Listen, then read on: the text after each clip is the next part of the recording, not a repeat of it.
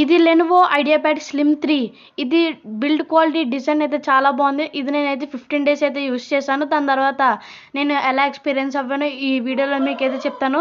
దీంట్లో మనకి unboxing video కూడా ఉంటుంది. ఇదైతే నేను రిలయన్స్ డిజిటల్లో అయితే కొన్నాను.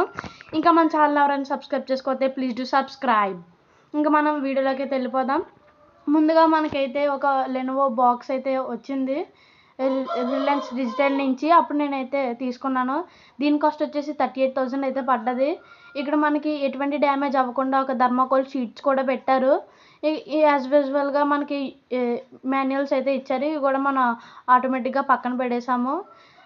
దీని అయితే బిల్డ్ క్వాలిటీ అయితే చాలా బాగుంది. అరౌండ్ మనకి 1.5 kg తోటి అయితే వస్తుంది. ఇంకా కవర్ అయితే తీసి చూసాను. ప్లాస్టిక్ బిల్డ్ క్వాలిటీ తోటి అయితే ఉంది. చాలా బాగుంది, ప్రీమియంగా ఉంది.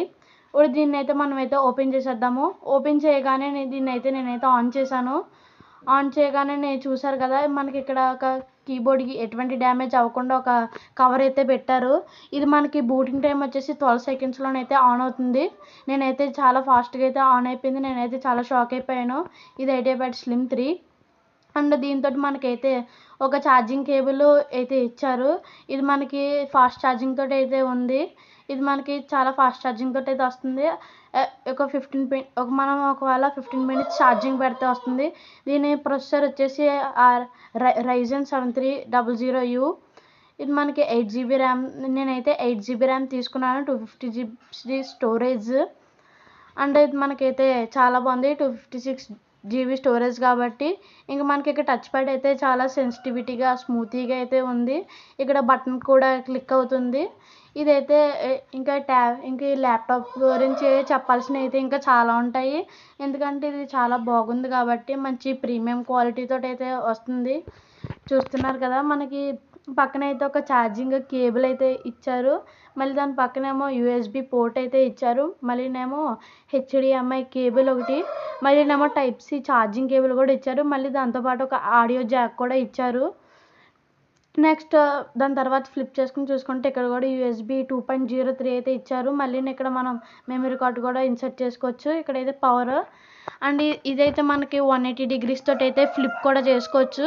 అండ్ దీంట్లో మ్యాక్బుక్, ఇంకా మన ఇందులో video editing, shorts editing, and ఇంక ఇందులోకి గేమింగ్ విషయానికి వస్తే ఇంకా గేమింగ్ అయితే చూసుకోగల అవసరం లేదు.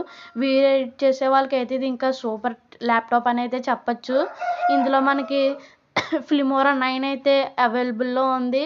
ఇంక మన బ్యాటరీ బ్యాకప్ వచ్చేసి 5 to 6 hours అయితే ఇస్తున్నారు. ఇది మనం ఒకవేళ హాఫ్ అన్ అవర్ ఛార్జ్ చేసుకుంటే ఈజీగా 4 to 3 hours అయితే చేసుకోవచ్చు. ఇందులో మనకి వీడియో అయితే ఎడిట్ చేసుకోవచ్చు. సూపర్ అయితే వీడియో క్వాలిటీ అయితే ఉంది. దీని రిజల్యూషన్ వచ్చేసి 4K వరకు అయితే ఉంది. ఇంక ఇందులోని మనం గేమింగ్ విషయానికి వస్తే గేమింగ్ కూడా చాలా బాగుంది. నేను కూడా గేమింగ్ అయితే టెస్ట్ చేశాను.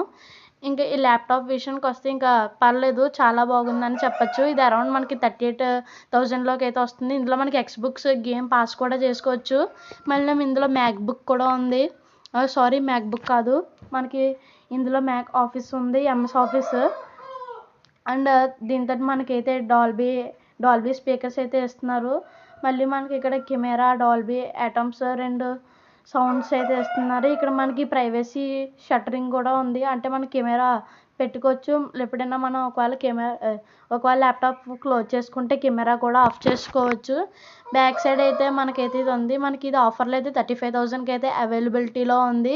ఇంక మన ఫ్లిప్కార్ట్లో అయితే 36,990 రూపీస్కి అయితే ఉంది. ఓకే, ఇలాంటి మరిన్ని వీడియోస్ కావాలంటే ప్లీజ్ డూ సబ్స్క్రైబ్ కాకినాడ అబ్బాయి ఛానల్.